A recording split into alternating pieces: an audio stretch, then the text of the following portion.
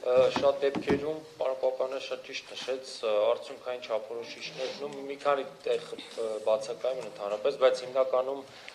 քանակական չափորոշիչներ են նշված, այլ ոչ որակական եւ արդյունավետությունը գնահատելու համար մի քիչ այդտեղ խնդիրներ ենք ունենում։ ԵՄ-ի աջակցությամբ վարկային ծրագրի շրջանակներում նշեցի 3 բժշկական կենտրոն, խնդրեմ ըստեղ ուղղակի ավելացվի այդ բժշկական։ Չէ, 3-ը չեն։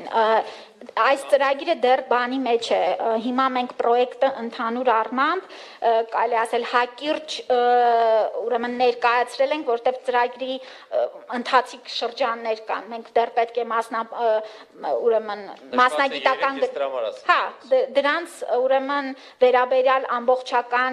վերակառուցման ծրագիրը դեռ պետք է մենք ներկայացնենք։ Նախագծերը էլի նկատի ունեմ։ Բժշկական կենտրոնները ընտրված են։ Բժշկական կենտրոնները ընտրված են։ Ես իմ ասելիք հենց դա խնդրեմ այստեղ ավելացնել նկարագրության բժշկական կենտրոնները։ Այդ առողջ ապրելակերպ ծրագրի միջոցառումները այստեղ 20 թվի կատարողական նշված է 3, բայց 20 թվի կատարողականի մեջ 2 միջոցառում է նշված, խնդրեմ սա եւս ճշտել 2 է եղել թե 3 եւ շտկում անել եւ այստեղ երևի վրիպակ է ձիայի կանխարգելման հանրապետական կենտրոն ՊՕԱԿ արտահայտությունն է մնացել։ Երևի բան ենք բացում։ Հա, սա խնդրեմ եւս շտկել, քանի որ այդ ՊՕԱԿ-ը արդեն իսկ գոյություն չունի։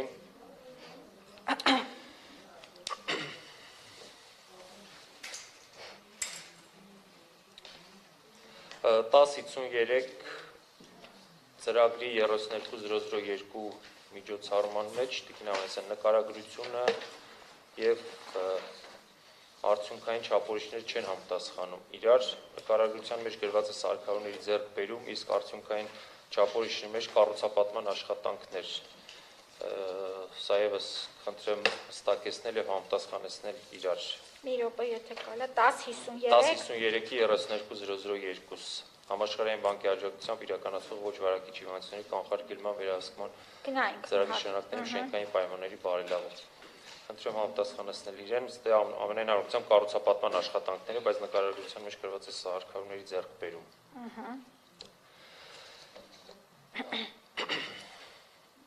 Առաջնային օղակ 1099-11001 միջոցառման մեջ տեսեք անվճար եւ արտոնյալ պայմաններով դեղեր ստանալու իրավունք ունեցող անձանց թիվը 20 թվականին 557,000-ից 21 եւ 22 թվականին ունենք 1,036,000, այս երկու անգամ իրավունք ունեցողների երկու անգամ ավելացումը ինչով է պայմանավորված։ Եթե կարելի է հարցին պատասխանեմ, հա, անցնենք առաջ։ Որտեղ հարցերը շատ են լինում։ Այո, պետք է ասեմ, որ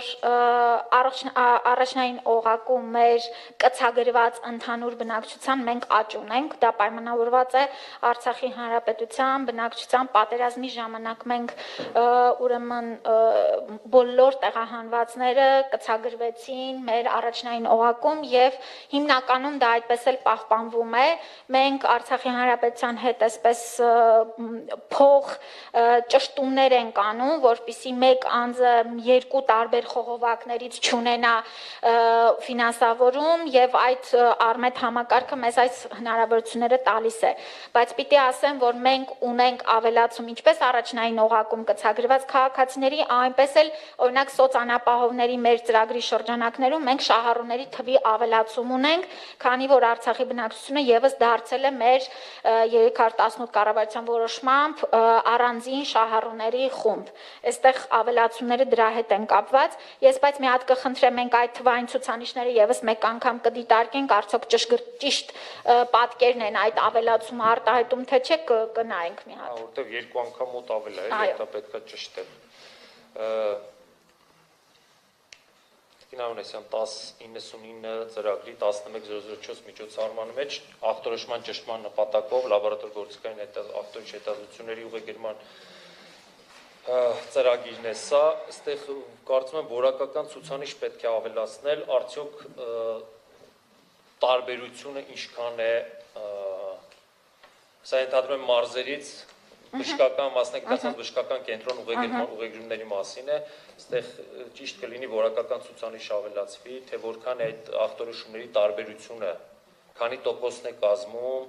ախտորոշումների համապատասխանությունը կամ չհամապատասխանությունը, որովհետեւ հասկանանք որքանով է արդյունավետ այս ծրագիրը եւ մեր մարզային առողջապահական հիմնարկները որքանով են մասնագիտացված եւ որքանով են արդյոք Երևանի ներ մասնագիտացված կլինիկաներից տարբերվում։ Կարծում եմ նման որակական ցուցանիշ այստեղ կարևոր է որ լինի, խնդրեմ դիտարկել դրա ավելացումը, եթե նման վերլուծություն կա։ Իհարկե մենք վերլուծում ենք, թե իրականացված ուղեգրումների որ հատվածն է, որ օբյեկտիվ է եւ բայց սա պիտի ասեմ, որ շարունակական մոնիտորինգի թիրախ է հանդիսանում եւ դրա որակական բաղադրիչի ավելացումը իհարկե կապված է նաեւ առաջնային օղակի եւ մարզային բժշկական կենտրոնների արդիականացման եւ հզորացման ծրագրերի հետ,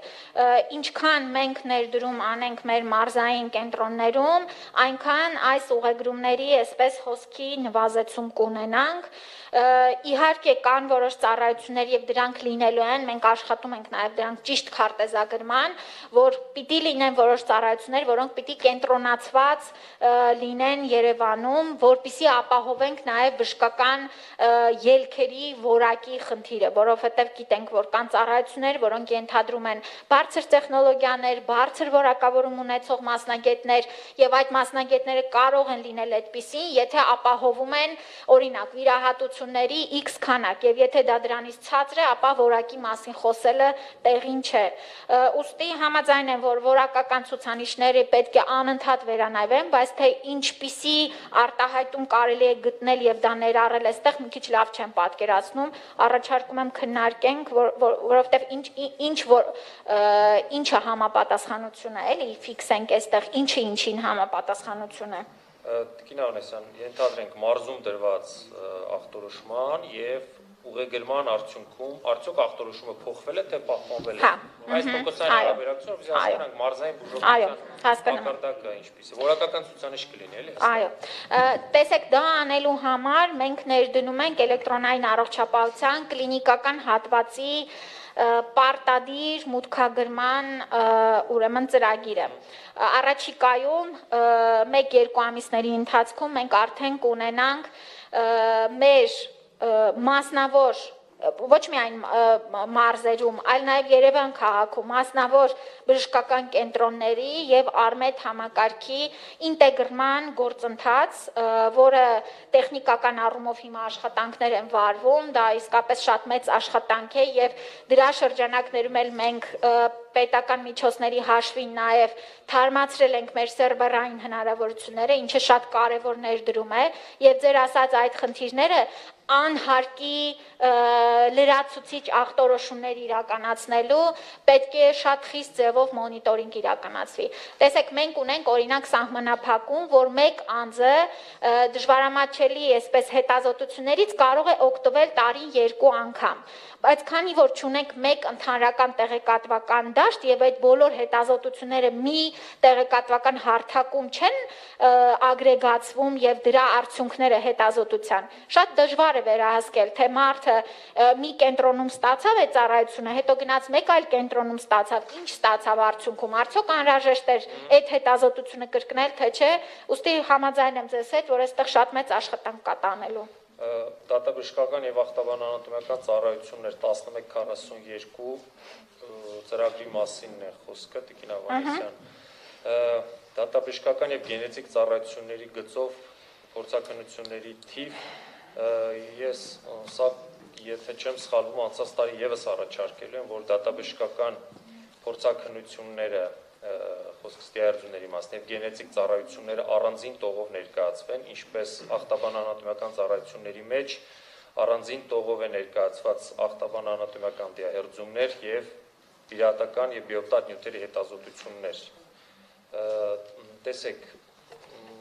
նաեւ այստեղ ախտաբանանատոմիական դիահերձումների մեջ կառաջարկեմ ավելացնել նաեւ դիակի բալզամացում եւ մշակում առանձին տողով, եթե հիշում եք օրենքում մենք այդպիսի հոդված ենք ավելացրել, որ պարտադիր դիահերձում չիրականացնելու դեպքում իրականացում է դիակի բալզամացում եւ մշակում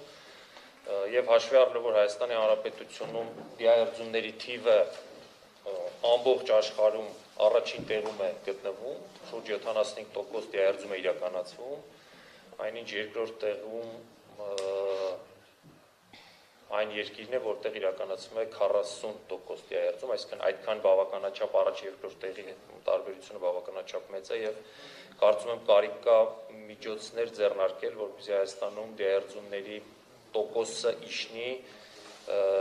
եթե դրա անհրաժեշտությունը չկա եւ իրականացվի միայն բալզամացում, այդ իսկ պատճառով առաջարկում եմ այստեղ բալզամացում տող ավելացնենք, որպեսզի հասկանանք արդյոք դա կիրառելիության մեջ մտել է, որ ինքը այդ տողը գործում է, թե չէ։ Ճիշտ դիտարկում է շատ եւ այո մենք արեցինք օրենսդրական փոփոխությունը եւ այդ պահանջը դիահերձում իրականացնելու շատ հստակ կերպով շրջանակվեց, թե որ դեպքերում կա պահանջ օրենքով սահմանված եւ որ դեպքերում է որ որևէ հարկ չկա դիահերձում իրականացնելու լրացուցիչ մարդկանց ֆինանսական ծախսերի արժեվ դնելու եւ սահմանափակվում են այն մյուս ձեր նշած ծառայություններով, եթե թույլ տաք մենք մի հատ ես նայեմ, հա դրա հնարավորությունը Եթե նման վիճակագրություն կա, փորձենք նաև, այո, փորձենք նաև հասկանալ։ Նման վիճակագրություն հավաքել, որպեսզի տողը ունենանք։ Ես համաձայն եմ, ուղղակի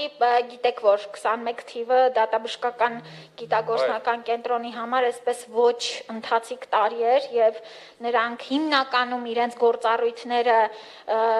ուրեմն սահմանափակելով ամբողջ ուժով լծված էին դատաբժշկական ուրեմն գենետիկ փորձաքննությունների, ուստի հաջորդ տարին մենք շատ ավելի այսպես ընթացիկ պատկեր կունենանք այս կառույցի գործունեության։ Տիկին Ավանեսյան, իմ ասած արտաբան անատոմիական ծառայության մասին է։ Հա, ես տեսա, այսեք ասում։ Այստեղ ուղղակի առանձին վիճակագրություն սկսենք հավաքել բալզամացում եւ դիակի մշակում, որպեսզի հաջորդ տարի առանձին տողով դա ներկայացնենք։ Բայց մի հատ եթե կարելի է Տիկին Մնացականյան մեզ ճշտեք, արդյոք այստեղ ֆինանսավորումը տենց առանձին տողով է գնում, թե չէ։ Չէ։ Չէ, քանակությունը ուղղակի, լավ, քանակությունը հասկանանք, ինչպեսի վիճակագրություն ենք ունենում, աճում է դա, թե չէ։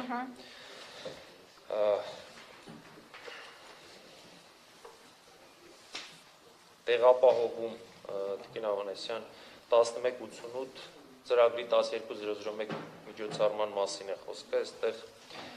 մեկ տողով է նշված ամբուլատոր պոլիկլինիկական հիվանդանոցային բուժօգնություն ստացողներին տրամադրված տեղորայքի ամբուլատոր պոլիկլինիկական դիսպանսեր հսկողությամբ եւ հիվանդանոցային պայմաններում տեղորայք ստացողների թիվն է, սա անցած տարի եւս ես առաջարկեցի, հիմա նորից առաջարկում եմ եւ կարծում եմ պետք է այդպես անել, առանձին տողերով ներկայացնել ամբուլատոր պոլիկլինիկական ծառայությունում օղակում տեղ ստացողների թիվը, հիվանդանոցային օղակում տեղորայք ստացողների թիվը եւ դիսպանսեր հսկողության տակ գտնվող անձանց, ովքեր որ տեղորայք են ստացել, սրանք ներկայացվի առանձին տողերով, որպեսզի կարողանանք նաեւ արդյունավետությունը գնահատել։ Օրինակ, ամբուլատոր պոլիկլինիկական օղակում ունենք իմ առաջին բարձրացած հարցին, եթե անդրադառնամ, ունենք 1,36,000 անձ, ով իրավունք ունի օգտվել անվճար կամ արտոնալ պայմաններով դեղ ստանալ։ Հիմա առանձին տողով մենք այստեղ չունենք, ով փաստացի ինչքան են ստացել, որպեսզի հասկանանք դրա արդյունավետությունը։ Այդ իրավունք ունեցողներից որ մասն է տեղորայք ստացել եւ անհրաժեշտության դեպքում նաեւ վերլուծենք պատճառները, եթե քիչ է այդ տոկոսը, ինչու է քիչ, միգուցե դեղերն են անբավարար, միգուցե դեղի արդյունավետությունն է պակաս կամ այլ պատճառներ կան։ Այսինքն շատ կարևոր է որ այստեղ առանձին տողերով ներկայացվի ամբուլատորիայում ինչքան տեղ են ստացել, դիսպանսեր հսկողության տակ գտնվող անձինք ինչքան տեղ են ստացել եւ հիվանդանոցում։ Նաեւ հիվանդությունների թիվը այստեղ նշված է 20 թվականին 8, 21-ին 12, 22-ին 12, բայց կառավարության 642N որոշման մեջ 15 հիվանդություն է նշված այնտեղ, խնդրեմ սա նաեւ եւս հստակեցնել, արդյոք 15 պետք է լիներ, թե վրիպակ է այստեղ, թե այնուամենայնիվ 12 հիվանդություն կա, որոնց շրջանակներում անվճար եւ արտոնալ պայմաններում դեղորայք են ստանում շահառուները։ Անպայման մի հատ գնայինք, որոշման հետ համադրությունը կանենք։ Ես կարծում եմ, այստեղ կատարողականը ներկայացնելու ժամանակ ես կարող եմ շատ ավելի այսպես բացված ձեզ ներկայացնել, թե ի վերջո տարվա արդյունքներում փաստացի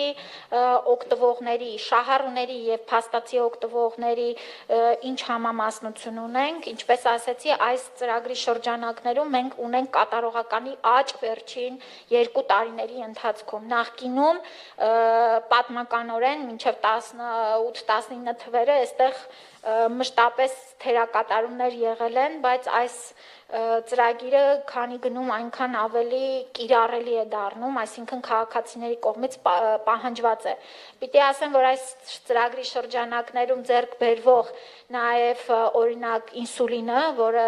եղել են տարիներ, որ բավական խնդրահարույց է եղել դրա որակը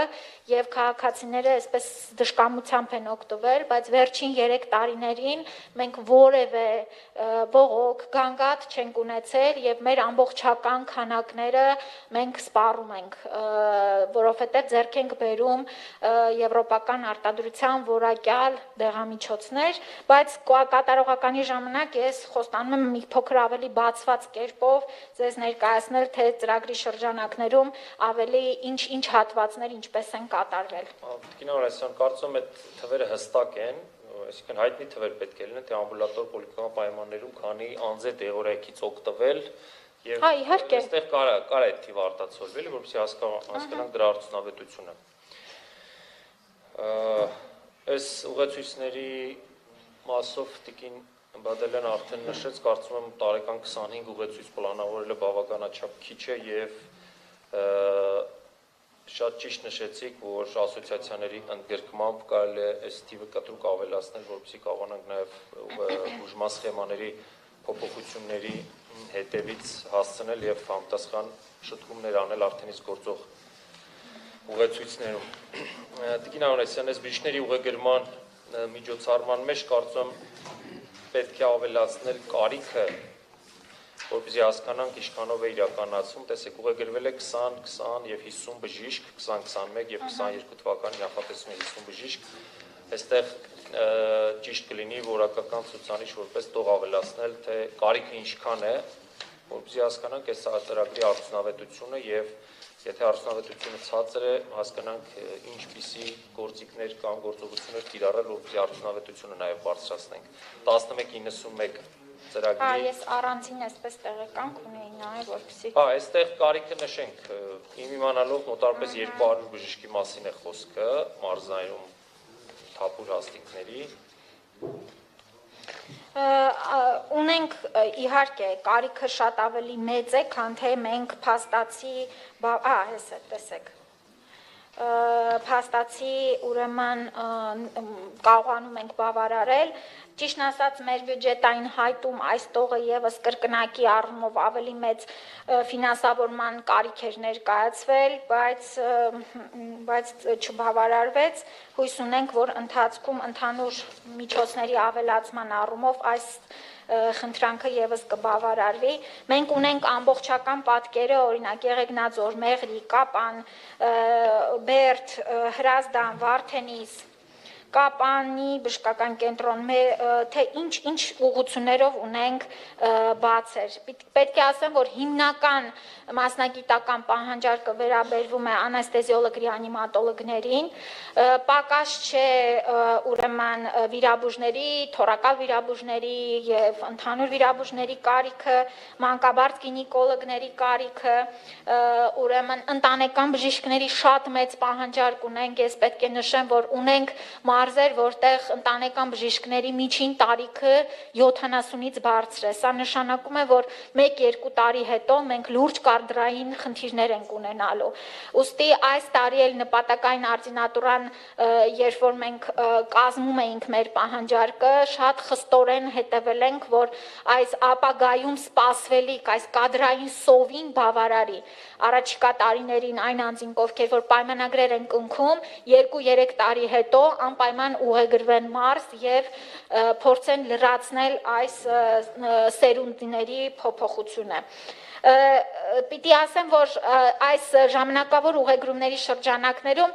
շատ ունենք դեպքեր, երբ որ մեկ բժիշկը, նույն բժիշկը մի քանի անգամ է ուղեգրվում, սա նշանակում է, որ տվյալ մարզում շատ լավ կայանում է այս մասնագետների փոխգործակցությունը եւ ինչպես նշեցի, օրինակ Սյունիքում երկու բժիշկ ունենք, որ նրանք շարունակում են 6 ամիս եղել են, հիմա էլ շարունակում են այնտեղ աշխատել։ Սա իհարկե ժամանակավոր գործիք է, պարոն Զեյնալյան, մենք հասկանում ենք հրատապ կարիքը լրացնելու, բայց երկարաժամկետ առումով ի վերջո մեր ընդհանուր հանրապետության կադրային ռեսուրսների ճիշտ գնահատականն է եւ այդ գնահատականի արդյունքում նաեւ ճիշտ բանջարկի ձևավորումը կրթական կառույցներին։ Ի վերջո մեր կրթական հաստատությունները պետք է պատրաստեն այն մասնագետներին, որի կարիքը մենք ունենք։ Եթե մենք ունենք ընտանեկան բժիշկների կարիք, ապա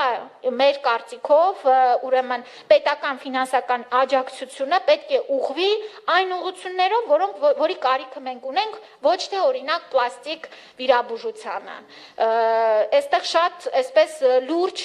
աշխատանք կա անելու եւ ես շատ մեծ հույս ունեմ, որ նաեւ համատեղ ջանքերով պետք է կարողանանք առաջ գնալ այս ոլորտում։